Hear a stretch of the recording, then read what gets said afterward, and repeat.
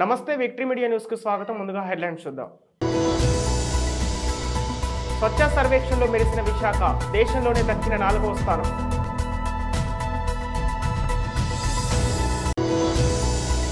విశాఖలో ఘనంగా సంక్రాంతి సంబరాలు. వేడుకల్లో పాల్గొన్న ఉత్తరాంధ్ర వైసీపీ నాయకులు వైవి సుబ్బారెడ్డి.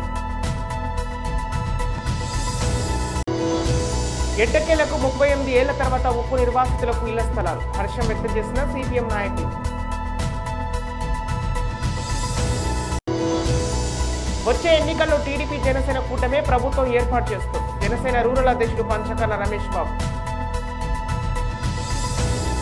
సిపిఎం పార్టీ 38 ఏళ్లు సుదీర్ఘ పోరాటం కారణంగా ఎట్టకేలకు ఉక్కు నిర్వాసితులు 97 మందికి రాష్ట్ర ప్రభుత్వం ఇళ్ల స్థలాలు కేటాయించడాన్ని పోరాట విజయంగా ప్రకటిస్తున్నామని సిపిఎం నగర కార్యదర్శి జగ్గు నాయుడు తెలిపారు.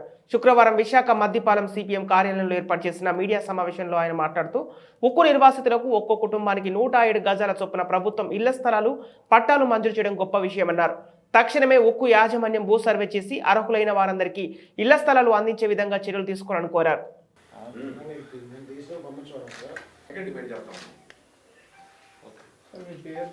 స్టీల్ ప్లాంట్ యాజమాన్యం కానీ అలాగే కేంద్ర ప్రభుత్వం వెంటనే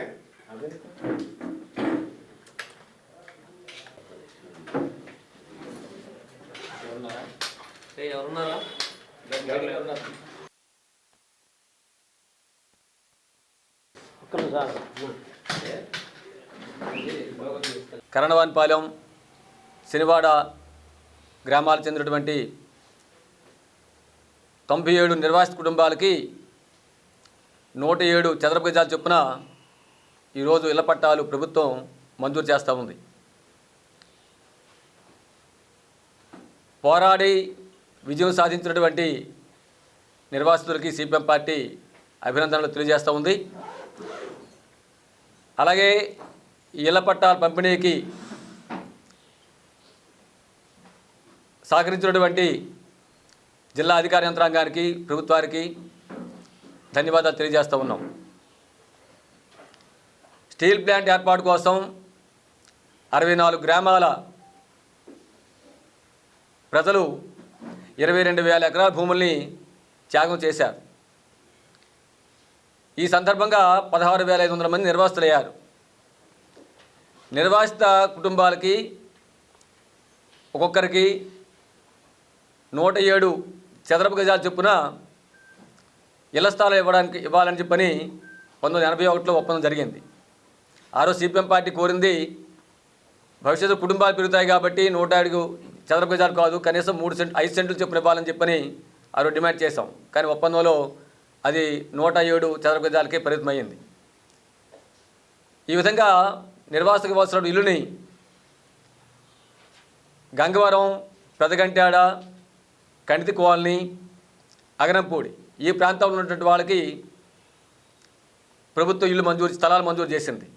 కానీ కరణవానిపాలెం శనివాడ గ్రామానికి సంబంధించినటువంటి నిర్వాసితులకి ఇంతవరకు పంపిణీ చేయకపోవడంతో ప్రభుత్వాలు మారుతున్నాయి, మంత్రులు మారుతున్నారు, ఎమ్మెల్యేలు మారుతున్నారు, అధికారులు మారుతున్నారు. బిల్కిస్ బానో కేసులో సుప్రీంకోర్టు ఇచ్చిన తీర్పును తామంతా స్వాగతిస్తున్నామని, తక్షణమే ఆ కేసులోని నేరస్తులను తిరిగి జైలుకు పంపించాలని విశాఖలో మానవ హక్కుల సంఘాలు, మహిళా సంఘాలు ప్రతినిధులు అన్నారు. శుక్రవారం జీవీఎంసీ గాంధీ విగ్రహం వద్ద భారత్ బచావో కార్యక్రమం పేరిట ప్రత్యేక కార్యక్రమం చేపట్టారు. ఈ సందర్భంగా మానవ హక్కుల సంఘం ప్రతినిధి శరత్, మహిళా నాయకురాలు జాలాది విజయులు మాట్లాడుతూ సుప్రీంకోర్టు ఇచ్చిన తీర్పు కారణంగా సమాజంలో న్యాయస్థానానికి ఉన్న విశిష్టతను మరింత పెంపుదల చేస్తుందన్నారు. తక్షణమే ఈ కేసులో నేరస్తులకు శిక్ష వేయాలని కోరారు.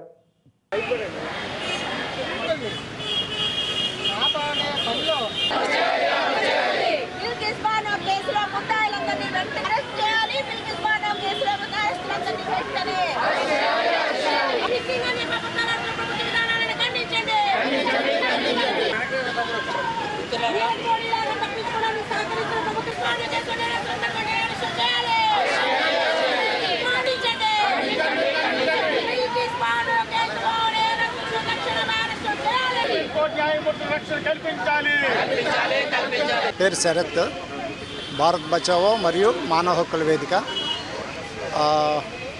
భారతదేశంలో న్యాయాలకి, చట్టాలకి ఒక విశిష్టమైన స్థానం ఉంది. ఈ దేశంలో సుప్రీంకోర్టు అత్యున్నతమైనటువంటి కోర్టు, అత్యున్నతమైన న్యాయస్థానం. దురదృష్టకరమైనటువంటి విషయం ఏంటంటే సాక్షాత్తు సుప్రీంకోర్టు ఇచ్చిన తీర్పును కూడా అమలు చేయమని మనం రోడ్లెక్కి నినదించాల్సినటువంటి పరిస్థితి.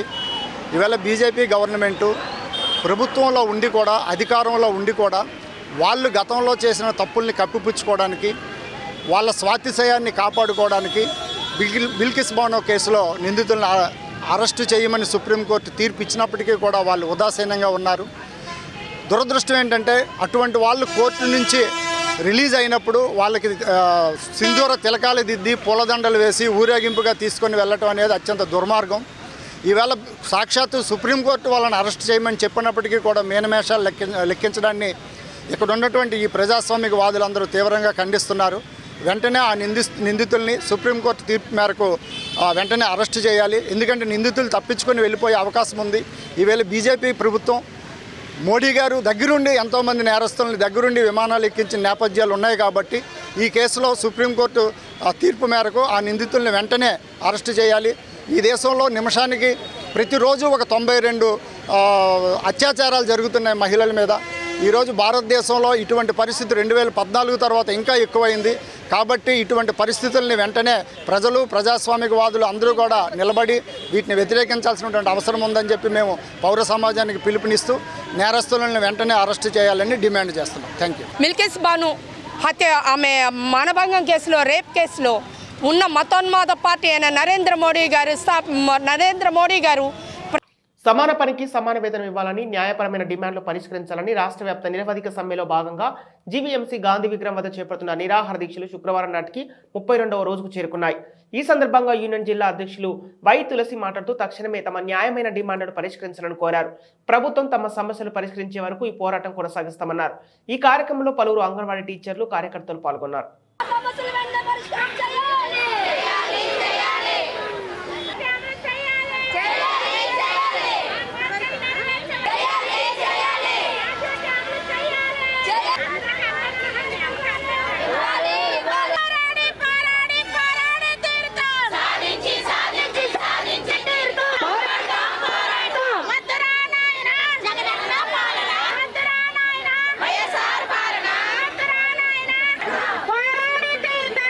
మంత్రులను కలిసాం, అధికారులను కలిసాం. పెండింగ్ బిల్ అనే ఇస్తారని చెప్పాడు. అది ఒక మాటలో చెప్పాలంటే అది విజయం అనేది మనం అర్థం చేసుకోవాలి. 60 ఏళ్ళు మనం బతికితే మన గ్రాట్యుటీ లేదు, మన సర్వీసులు లేదు. ఒకసారి ఎమ్మెల్యే అయిపోతే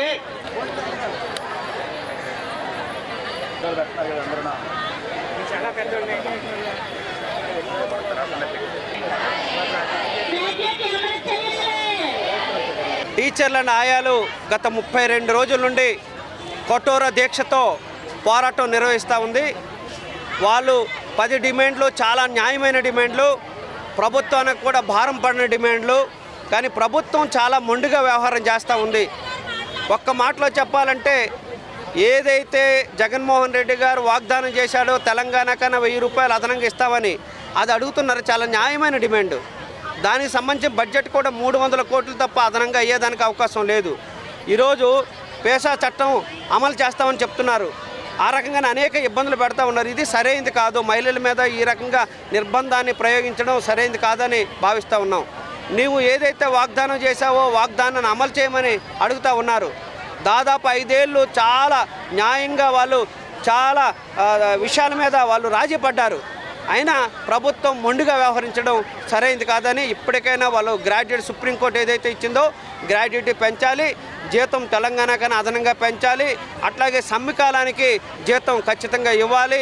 ఇదే కాకుండా వాళ్ళకి సంబంధించి 2017 నుండి ఏవైతే బిల్లులు ఉన్నాయో ఆ బిల్లులకు సంబంధించిన దానిలో కూడా వెంటనే పరిష్కారం చేయాలి. ఇది గ్రూప్ ఆఫ్ మినిస్టర్ల చేత కూర్చోబెట్టి మాట్లాడుతూ ఉన్నారు జగన్మోహన్ రెడ్డి. ఇది సరైనది కాదు. వెంటనే మీరు జోక్యం చేసుకుని పరిష్కారం చేసుకోండి. 1,10,000 మంది రోడ్ల మీద ఉండి దాదాపు 32 రోజుల పాటు వాళ్ళు పెద్ద ఎత్తున ఉద్యమాలు చేస్తుంటే మీరు ఎందుకు జోక్యం చేసుకోరని, ఎమ్మెల్యేలు, ఎంపీల సీట్ల కోసమేనా, లేకపోతే వాళ్ళు ఎన్నుకోబడిన ఎవరైతే ఉన్నారో 1,10,000 మంది అంగన్వాడీ వర్కర్లు ఉన్నారో వాళ్ళ సమస్య పరిష్కారం చేయరా అని మేము అడగదలుచుకున్నాం. ఇది కానీ పరిష్కారం చేయకపోతే అవసరం అనుకుంటే అన్ని పక్షాలు కలుపుకొని సిపిఎం పార్టీ బంద్కని వెళ్ళడానికి సిద్ధంగా ఉందనేది ఈ సందర్భంగా తెలియజేస్తా ఉన్నాం. అంగన్వాడీ కార్మికులు సమస్యలు వెంటనే పరిష్కరించాలని కోరుతూ వారు చేపడుతున్న దీక్షలకు సిఐటియు నాయకులు మద్దతుగా బైక్ ర్యాలీ నిర్వహించారు. ఈ సందర్భంగా జగదాంబ జంక్షన్ నుంచి జీవీఎంసీ గాంధీ విగ్రహం వరకు ర్యాలీ చేపట్టారు. అనంతరం సిఐటియు నాయకులు కుమార్ మాట్లాడుతూ రాష్ట్ర ప్రభుత్వం 32 రోజులుగా నిరసన తెలుపుతున్నా కనీసం వారి సమస్యలపై పట్టించుకోకుండా నిర్లక్ష్యంగా వ్యవహరిస్తుందని, పెండింగ్ సమస్యలు పరిష్కరించే వరకు అంగన్వాడీలో పోరాటం కొనసాగిస్తామని, త్వరలోనే భారత్ బంద్ పిలుపునిస్తామని హెచ్చరించారు. పరిష్కారం చేయాలి. అంగన్వాడీలపై ఎస్మా చట్టాన్ని ఎత్తివేయాలి. అంగన్వాడీలపై ఎస్మా చట్టాన్ని అంగన్వాడీలపై ఎస్మా చట్టాన్ని ఎత్తివేయాలి. అంగన్వాడీల సమస్యల వెంటనే పరిష్కారం చేయాలి.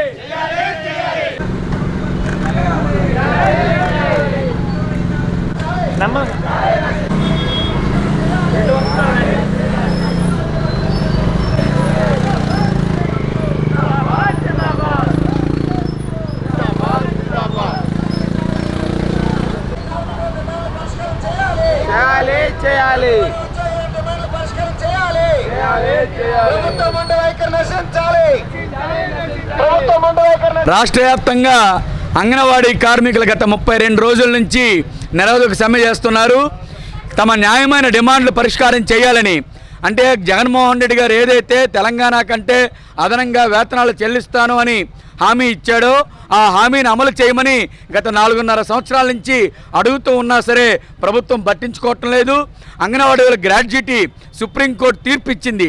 ఆ గ్రాడ్యుయేటీని అమలు చేయమని కోరుతూ ఉంటే 32 రోజుల నుంచి సమ్మె చేస్తుంటే సమ్మె డిమాండ్లు పరిష్కారం చేయకుండా ఆడపిల్లలు రోడ్డు మీద రాత్రిలో పగలు నిరాహార దీక్షలు చేస్తూ ఉంటే అది పరిష్కారం చేయకుండా పట్టించుకోకుండా వాళ్ళ అంగన్వాడీ సెంటర్ల తాళాలు పగలగొట్టడం, వాళ్ళకి నోటీసులు ఇవ్వడం, ఉద్యోగాల్లో జాయిన్ అవ్వకపోతే ఉద్యోగాలను తొలగిస్తామని చెప్పి బెదిరింపు చర్యలకు పాల్గొనడం, ఇప్పుడు ఏకంగా ఎస్మా చట్టాన్ని తీసుకొచ్చి అత్యవసర సర్వీసుల చట్టం వీళ్ళకి ప్రయోగించి మీరు జాయిన్ అవ్వకపోతే మీ ఉద్యోగాలను తొలగిస్తాం, కొత్త వాళ్ళని వేసుకుంటాం, మిమ్మల్ని అరెస్టులు చేసి జైలుకి పంపుతామని బెదిరింపు చర్యలకు పూనుకొని వాళ్ళ మీద నిర్బంధం ప్రయోగిస్తుంది.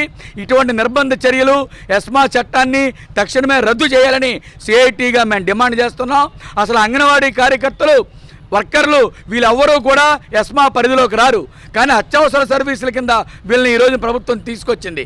ప్రభుత్వం ఖచ్చితంగా వీళ్ళతో టీడీపీ లీగల్ సెల్ అధ్యక్షులు కేవీ స్వామి సేవలు మరవలేనివని టీడీపీ లీగల్ సెల్ ప్రధాన కార్యదర్శి ప్రతివాడ గిరిధర్ అన్నారు. ఇటీవల మరణించిన జిల్లా తెలుగుదేశం పార్టీ లీగల్ సెల్ అధ్యక్షులు కేవీ స్వామి సంతాప సభ శుక్రవారం జిల్లా తెలుగుదేశం పార్టీ కార్యాలయంలో జరిగింది. ఈ సందర్భంగా ఆయన చిత్రపటానికి పలువురు నాయకులు పూలమాల వేసి ఘన నివాళులర్పించారు. ఈ సందర్భంగా గిరిధర్ మాట్లాడుతూ కేవీ స్వామి పార్టీకి చేసిన సేవలను కొనియాడారు. ఈ కార్యక్రమంలో తెలుగుదేశం పార్టీ రాష్ట్ర కార్యదర్శి లోడగల కృష్ణ, లీగల్ సెల్ నాయకుడు ఎన్వి సుమన్, సి ఉమాదేవి, ఎన్ శోభన్ బాబు, ఎస్ సతీష్ రెడ్డి తదితరులు పాల్గొన్నారు. జోహార్ కేవీ స్వామి గారు, జోహార్ కేవీ స్వామి గారు, అమర్ హై కేవీ స్వామి గారు, జోహార్ కేవీ స్వామి గారు. 1981 నుండి 83 వరకు బిఎస్సి డిఆర్ఎన్ఎస్సి వర్క్ కౌన్సిల్ ఆఫ్ ఆంధ్రప్రదేశ్లో ఎన్రోల్ చేసి దివంగత ఎంకే సీతారామయ్య గారి వద్ద జూనియర్గా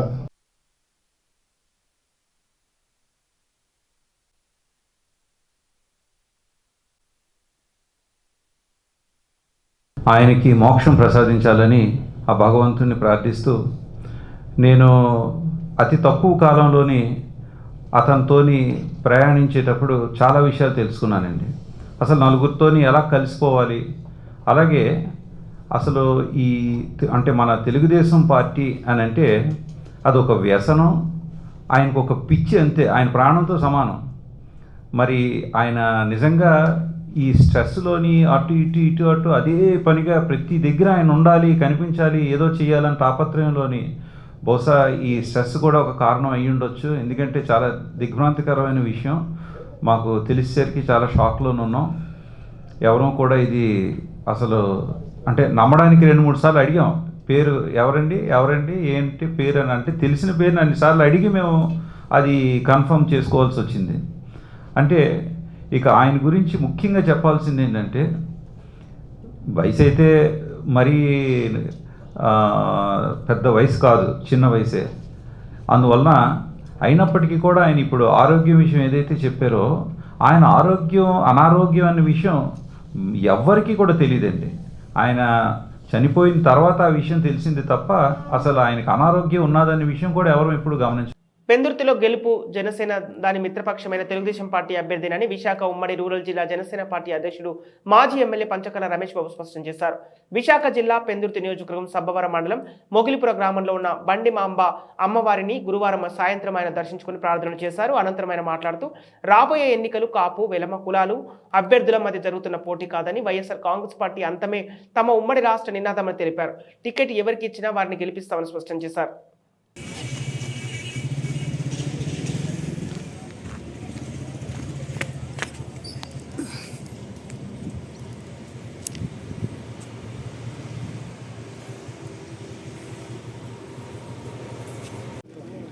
బండిమాంబ అమ్మవారిని దర్శించటం ఆనవాయితీగా వస్తూ ఉంది. నిన్న మోటార్ సైకిల్ ర్యాలీలో ఆగటానికి వీలొక ట్రాఫిక్ జామ్ అవుతుంది అని చెప్పి వెళ్ళటం, నా మిత్రులైన వీళ్ళందరూ కూడా నేను గుడికి రమ్మన్నప్పుడు రేపు వస్తాను, ఈరోజు ఇంతమందితో అవకాశం లేదని చెప్పి వీళ్ళ కోసం కానీ వీళ్ళకి ఇచ్చిన మాట కోసం కానీ ఈరోజు రావటం జరిగింది.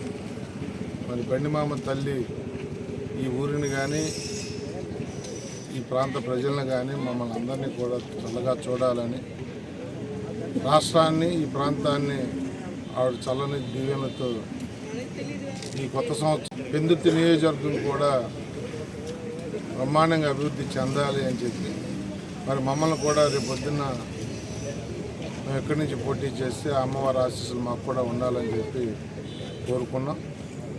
ముందుగా ఈ ప్రాంత అభివృద్ధి మా అనుకున్న ప్రతి ఒక్కరు కూడా అభ్యర్థి ఎవరైనప్పటికీ కూడా ముందు నుంచి కూడా రేపు జరగబోయే ఎలక్షన్లో త్యాగాలతో కూడిన ఎలక్షన్, ఈ రాష్ట్రాన్ని రక్షించుకునే ఎలక్షన్, ఈ రాష్ట్రాన్ని సర్వనాశనం చేసిన వైఎస్ఆర్సీపీ రాకూడదనే ఎలక్షన్. అంతే తప్ప మాకు అభ్యర్థులు ఎవరైనప్పటికీ కూడా తెలుగుదేశం పవన్ కళ్యాణ్ గారు చంద్రబాబు నాయుడు గారు కూడా వారి ఒప్పందం ఏమిటంటే ఈ రాష్ట్రాన్ని బాగు చేసుకోవాలి. మరి నాయకులు అలా కలిసినప్పుడు మాలో అలాంటి అరమరికలు ఏమి ఉండవు. సీట్ ఎవరికి వచ్చినా మీరన్నట్టు అక్కడ ఎవరికి ఇచ్చారో ఆ సామాజిక వర్గానికి ఇవ్వాలి, ఈ సామాజిక వర్గం కాదు, వారసత్వాలు కాదు, జవసత్వాలు. ఈ నియోజకవర్గాన్ని బాగు చేసే ప్రక్రియ ఇదంతా పెద్దోళ్ళు తీసుకున్న నిర్ణయం. మా పెద్దలిద్దరూ కూడా పవన్ కళ్యాణ్ గారు చంద్రబాబు నాయుడు గారు ఏ నిర్ణయం తీసుకున్నా మేము శిరసావహిస్తాం. ఆ విధంగానే ముందుకు పోతాం. ఈ ఉమ్మడి అభ్యర్థి ఏ పార్టీ నుంచి వచ్చినా కూడా గెలిపించుకునే బాధ్యత మేము తీసుకుంటాం. విశాఖ పశ్చిమ నియోజకవర్గంలో సంక్రాంతి సంబరాలు ఘనంగా నిర్వహించారు. వైసీపీ పశ్చిమ నియోజకవర్గం సమన్వయకర్త అడారి ఆనంద్ ఆధ్వర్యంలో జరుగుతున్న ఈ కార్యక్రమానికి ముఖ్య అతిథులుగా ఉత్తరాంధ్ర వైసీపీ ఇన్ఛార్జి వైవి సుబ్బారెడ్డి, మంత్రి అమర్నాథ్, బిగ్ బాస్ ప్రేమ్ సోహిల్ హాజరయ్యారు. ఈ సందర్భంగానే ముగ్గుల పోటీల విజేతలకు అతిథుల చేతుల మీదుగా బహుమతులు ప్రదానం చేశారు. భోగి మంటలు, కోలాటాలు, ముగ్గుల పోటీలు ప్రత్యేక ఆకర్షణగా నిలిచాయి. ఈ సందర్భంగా అతిథులు మాట్లాడుతూ ఈ సంక్రాంతి పండుగ పేదల జీవితాల్లో వెలుగులు నింపాలని ఆకాంక్షించారు.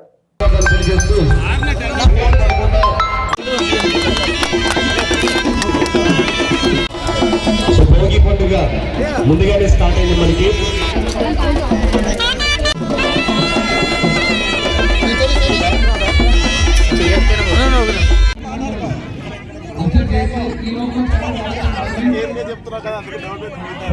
రావాలి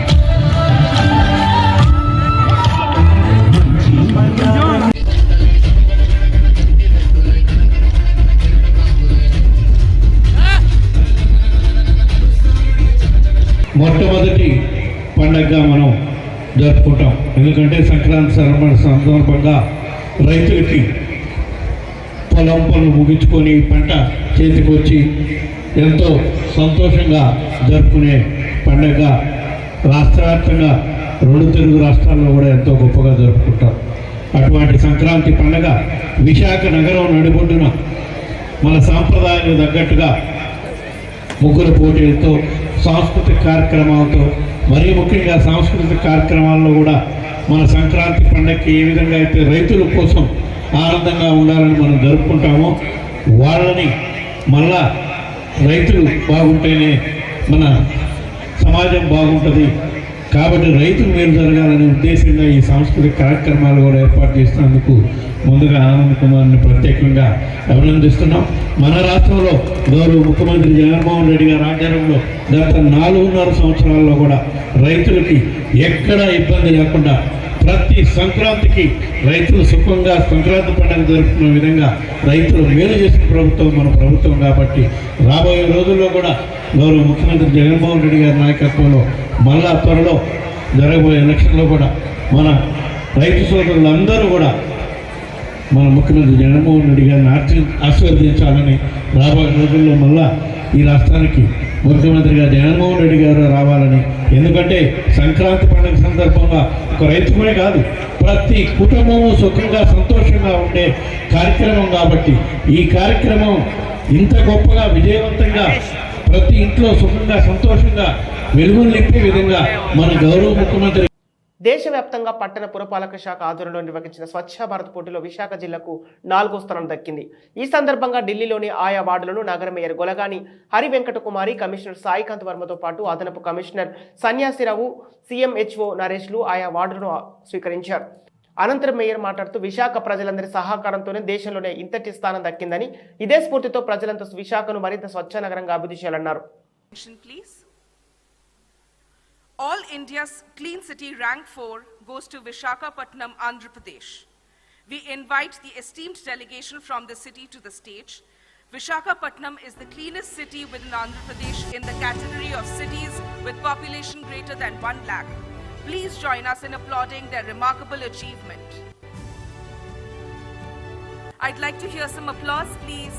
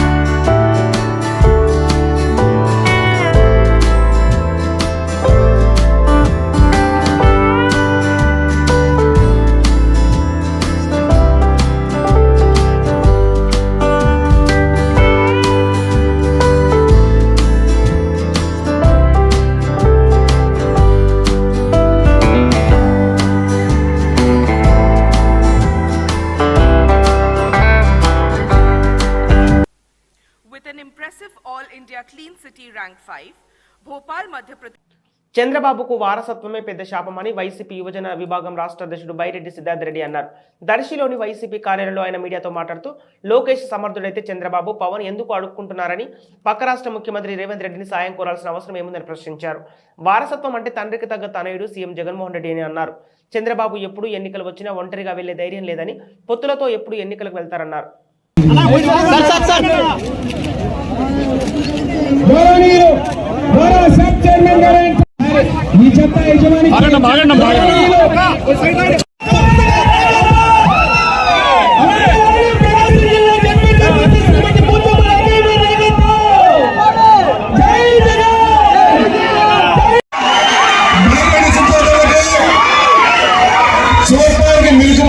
కానీ చంద్రబాబు నాయుడు గారి గురించి మనం కూడా ఒకటి పొగడాల్సిన విషయం ఏమరా అంటే, దేశంలో బీజేపీని కాంగ్రెస్ని ఇద్దరిని చెరొక సంఖలో పెట్టుకొని నడుపుదాం అనుకుంటాను చూడు, ఇది నీ గొప్పతనం. ఇటువంటి మా భాషలో చెప్పాలంటే ఇంత బ్రోకర్ టాలెంట్ అయితే కొన్ని కాడ కూడా ఉండదు. దేశంలో ప్రధాన శత్రువులైనటువంటి బీజేపీ, కాంగ్రెస్, అటువంటి వాళ్ళిద్దరితో కూడా సేమ్ టైంలో ట్రావెల్ చేయాలని అనుకుంటానంటే నిజంగానే నీ మేనేజింగ్ స్కిల్స్ అనేటివి ఈ దేశంలో ఇంకొకరికి రావని చెప్పి కూడా ఈ సందర్భంగా నేను తెలియజేసుకుంటూ, రాష్ట్ర ప్రజలకు కూడా నా యొక్క విజ్ఞప్తి ఏమరా అంటే, ఒక ఫేక్ ప్రచారం జరుగుతుంది. ఆఫ్టర్ తెలంగాణ ఎలక్షన్స్ ఒక ఫేక్ ప్రచారం, రాష్ట్రంలో వైఎస్ఆర్ కాంగ్రెస్ పార్టీ రాదు, జగన్ ముఖ్యమంత్రి కాడు, అయిపోయింది అని. దాదాపుగా ఒక్కొక్క గ్రామానికి మీరు ఏ సచివాలయానికి పోయినా కూడా 20 నుంచి 30 కోట్లు, చిన్న విలేజ్ అయితే 20 కోట్ల నుంచి 30 కోట్ల వరకు వెల్ఫేరు, పెద్ద విలేజెస్ అయితే 50 కోట్ల నుంచి 70 కోట్లు వెల్ఫేరు. ఇవి కాకుండా హౌసింగు, సచివాలయాలు, ఆర్బీకేలు, హెల్త్ సెంటర్లు, నాడు నేడు కింద స్కూల్స్ని డెవలప్ చేయడము, ప్రపంచ చరిత్రలో ఒక ప్రభుత్వ పాఠశాలకు అడ్మిషన్స్ ఫుల్ అని బోర్డు పెట్టే పరిస్థితి వచ్చిందంటే ఇది పక్క రాష్ట్రమైన తెలంగాణలో జరగాలి.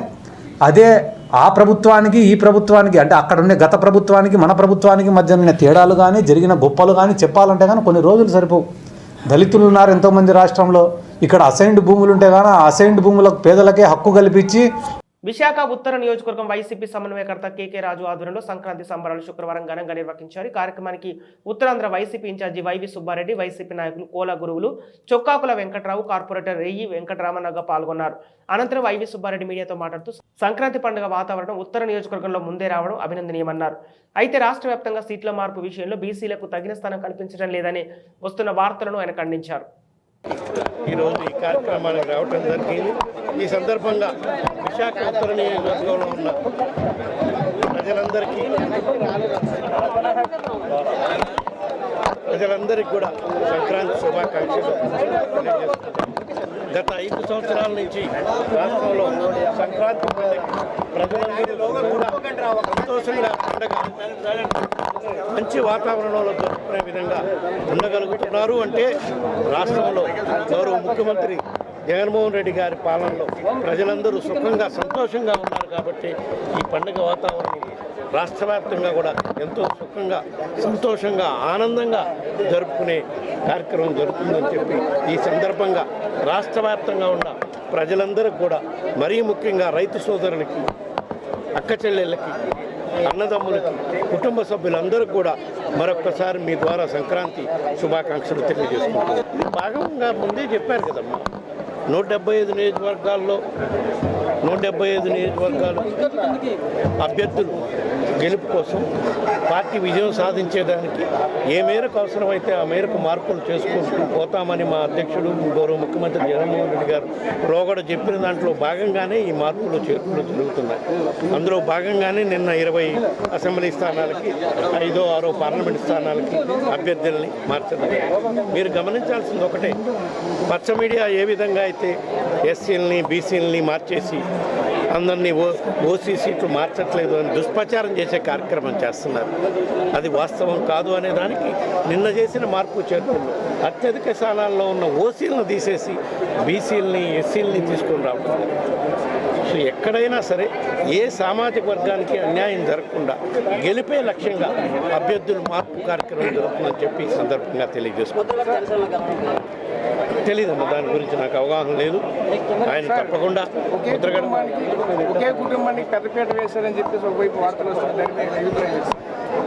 ఆ విధమైన ఆరోపణ కానీ ఆ విధంగా ఎవరన్నా అన్నా కానీ అది ఊరక మా మీద దుష్ప్రచారం చేయడానికి. ఎందుకంటే కుటుంబంలో అర్హులైన వాళ్ళు ఉంటే ఆ సామాజిక వర్గంలో బలమైన అభ్యర్థి అయితే ఆ విధంగా అభ్యర్థి గెలిపే లక్ష్యంగా మేము మార్పులు చేస్తున్నాం. కానీ కుటుంబంలో 2 ఉన్నారో 3 ఉన్నారో అనే దానిపై దృష్టి పెట్టట్లేదు. కేంద్రీయ గిరిజన విశ్వవిద్యాలయం వనవాసి కళ్యాణ ఆశ్రమం సంయుక్త ఆధ్వర్యంలో జనవరి 26 నుంచి జైపూర్ నుంచి ప్రారంభమయ్యే గిరిజన సాంస్కృతిక యాత్ర ఫిబ్రవరి 4వ తేదీకి విశాఖకు చేరుకుంటుందని వనవాసి కళ్యాణ ఆశ్రమం ప్రతినిధి నాగేశ్వరరావు తెలిపారు. విశాఖలో శుక్రవారం ఓ హోటల్లో ఈ యాత్రకు సంబంధించిన అంశాలపై నిర్వహించిన మీడియా సమావేశంలో ఆయన మాట్లాడుతూ గిరిజన జీవనశైలి సంస్కృతి సాటి ప్రపంచానికి ఆదర్శం కావాలని ఈ యాత్ర చేపడుతున్నామన్నారు. గిరిజన సంస్కృతి ద్వారానే తూర్పు కనుమలు సుసంపన్నమయ్యాయని తెలిపారు. గిరిజన సంస్కృతి కళలు వంటివి అంతరించిపోకుండా భావితరాలకు అందించాల్సిన అవసరం ఎంతైనా ఉందన్నారు.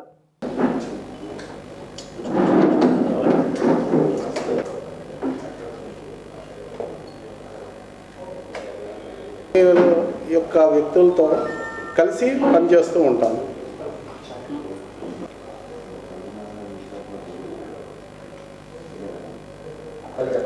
నమస్కారం, నా పేరు మోహన్ రావు.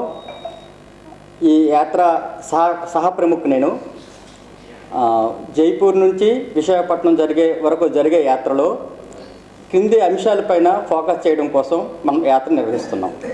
ఒకటి, తూర్పు కనుమల్లో గిరిజన సంస్కృతి చాలా సుసంపన్నమైన సంస్కృతి ఉంది. ఆ సంస్కృతి ఆధారంగా మిగతా భారతదేశంలో ఆ సంస్కృతి తాలూకు ప్రభావం ఏ విధంగా పడింది అన్న విషయం ఒకటి ఫోకస్ చేయడం. అలాగే గిరిజనులకు పరంపరాగత జ్ఞానం ఉంది. ఆ జ్ఞానం పైన వారికి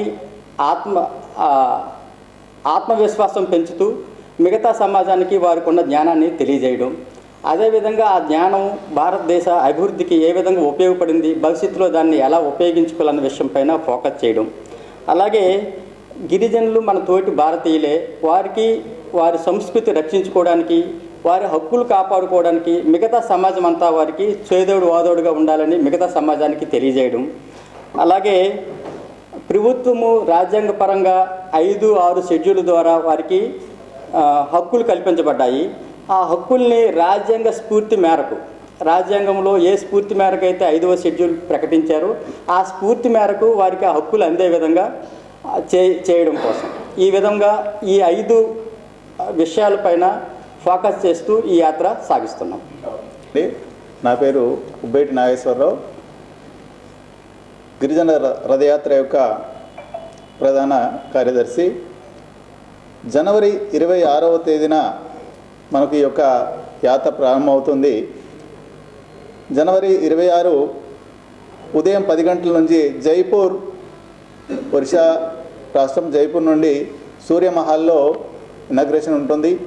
అక్కడి నుంచి బయలుదేరి దాదాపు 10 రోజుల రథయాత్ర ఉంటుంది. ఈ 10 రోజుల రథయాత్రలో 20 సభలు మనకు ప్లాన్ చేయడం జరిగింది. 20 చోట్ల. బులెటిన్ ముగించే ముందు హెడ్లైన్స్ మరోసారి. స్వచ్ఛ సర్వేక్షణలో మెరిసిన విశాఖ దేశంలోనే దక్కిన 4వ స్థానం.